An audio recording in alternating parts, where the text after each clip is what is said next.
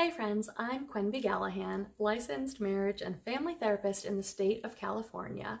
I've been a therapist for over a decade, and this channel, The Grateful Therapist, is all about mental health and personal growth. So be sure you're subscribed so you catch my next video. Today's video is all about anxiety. Anxiety is kind of an overwhelming thing to begin to understand. I pulled out my diagnostic manual and there's an entire section on anxiety, you guys. There's so many different types of anxiety. We've got panic disorder, agoraphobia, specific phobia, social phobia, PTSD, generalized anxiety disorder. There's so many different types of anxiety, but I was inspired to make this video because I feel like it's a word people throw around a lot lately, where they say, oh my gosh, I'm having a panic attack, or my anxiety is so bad right now. So I want to help you understand if you really have an anxiety disorder or if you just have some normal worry. It's impossible to go through all the different kinds of anxieties in this video, and if you are worried about a child or teen, I need to make a separate video about anxiety in children and teens because it does present differently. Now, in adults, it is normal for people to have a little bit of worry, a little bit of nervousness. It is normal to have a little stress, especially before something new. For example, if you are job searching and you found a job and you really like the way this job sounds, you're excited, you want to apply, and you have an interview and you really want it. Of course, it's normal to have butterflies in your stomach. It's normal to maybe be going over in your mind a few times what you might want to say, rehearsing questions that they might ask you and how you're going to respond. I would call that kind of normal, healthy stress. Stress can sometimes be good for us because it gives us the energy that we need to motivate us to try something new. When we get into looking at diagnosing somebody with an anxiety disorder, we're looking at excessive worry. Worry that is too big for the situation at hand. So when we're talking about clinical anxiety, we're really talking about excessive, intense worry and fear. So if I go back to that applying for the job you're really excited about example, someone who has a generalized anxiety disorder or some clinical anxiety, their worry is going to be obsessive. So they're going to be thinking about it constantly. They're going to be losing sleep over it. They're going to be burning out their family and friends trying to talk about it and role play and rehearse what they're going to say.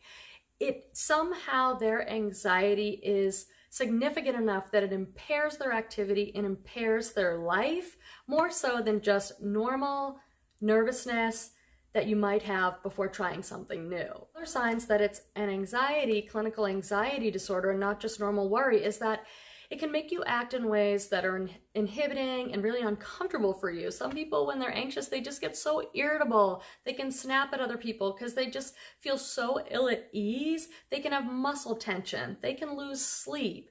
It's really more significant than just regular worry, and it happens more often. And sometimes it's not just the job interview, but they do this in all areas of life. They do this with any plans they have with a friend they worry about. They worry about money. They worry about all sorts of things. So it's much more than just your regular run-of-the-mill nervousness. Why does some people seem to struggle with anxiety issues and other people, it just seems so much easier for them to get by? We don't know exactly in every case what causes significant anxiety. It could be something you learned in your family. It could be genetics. It could be you have a more sensitive brain, especially that little amygdala part, which is the part of the brain, that little almond-shaped part of our brain that controls fight or flight. And that part of our brain is really important because it prepares us in case of there is a real emergency or real danger. But people that have anxiety it's about perception. They're perceiving real danger, something they need to turn on their fight or flight system for, when there really isn't a need for fight or flight because there isn't a real significant imminent danger. So I just tell people that come to my private practice who I'm working with them on explaining fight or flight, the amygdala, their anxiety response, and I just say, you know, you've just got a really sensitive brain. Some people it's more sensitive. So what do you do about something like that? Well, there's a lot of help available, which is a reason I think therapy is so great for people if you feel like you struggle with anxiety, because the treatment outcomes for people with anxiety are really great. There are so many different ways that we can treat anxiety and help people feel better. So how do we work with anxiety? How do we help people heal and feel better? What treatment approaches do we use? Well, there are so many different types of therapists that use different types of treatment options. Some of the ones we know that work really well for anxiety are things like cognitive and cognitive behavioral. That just means that we stop, slow down, and take a look at those thoughts. A lot of times if we reality test those thoughts with cognitive behavioral therapy, we'll see that the thoughts aren't really sound. For example, if we go back to the job interview, if you come in and you tell me your anxiety is so heightened, and I'll say, well, let's write down these thoughts and see if they're true. We'll reality test them. And they'll say, well, I'm afraid I'm going to go into this interview, and if I say the wrong thing, everyone in the room is just going to break out laughing at me, and I can't sleep, and my stomach hurts thinking about it. And so we'll break it down. Okay, let's see that you're in that room. You answered a question. How likely is it really that the room is going to break out and laugh at you if you don't answer the job question correctly? And they'll say, oh, maybe it's really not that likely. So sometimes it's just testing those thoughts and getting a little bit more disciplined with your monkey mind and the way it thinks, so that you notice faulty thinking sooner and you can feel better and have less anxiety. You can use art therapy to help people feel calmer in session. Mindfulness for anxiety is really popular, where you're just really slowing down, becoming aware of your thoughts and the feelings that come from those thoughts. Some therapists prescribe meditation, where you slow down, pay attention to your breath, and give your body and brain the experience of feeling calm. There are a lot of different ways that you can help feel better if you're someone who runs a little anxious. And just because you're nervous sometimes does not mean you have clinical anxiety. But this is the sort of thing a therapist can really work with you on, just to help you understand the thoughts, behaviors, issues that lead to you feeling anxious, and you can feel better. There are so many simple tools that you can learn in therapy and begin to practice so that you can feel better. I personally love journaling. Sometimes when I'm starting to feel a little anxious, a little nervous, I'll just stop and I'll write down all the crazy thoughts that are going through my head. What are the different sensations and feelings I have in my body? And often that is enough, just giving myself some time and space to let it all out, for me to feel more calm, more relaxed, and realize my crazy mind is just making up a lot of these thoughts that aren't actually even really true. It's just nervousness, it's just a little anxiety. One of my favorite tools that I use in my private practice all the time with clients that come in with anxiety issues is body mapping, where I will just have them fill in with lines, colors, shapes, words on a body map what they're feeling when they're anxious. It's often very similar for most people. People might feel tightness, like they want to clench up their fists. They might feel like something is sitting on their chest and it's hard to get a full breath. They might feel like their thoughts are going really crazy. Some people get really warm. So you you help clients identify what's going on for them physically when they're anxious. And I do the same thing with the thoughts. What thoughts are going through their mind that are making them feel really uncomfortable? This simple exercise teaches clients to recognize when they've been hooked or snagged by something and that they're feeling worried or anxious, and it slows down the whole process. And when they notice what's happening physically for them and in their minds, they have some choices. They can get themselves out of a situation that feels uncomfortable for them. They can do some slow, deep breaths that tells their system that they're not really in any danger. It's just, they're okay. It's really just a job interview. It's not the end of the world. You're going to be all right. It gives clients a feeling of more control. It gives them some options.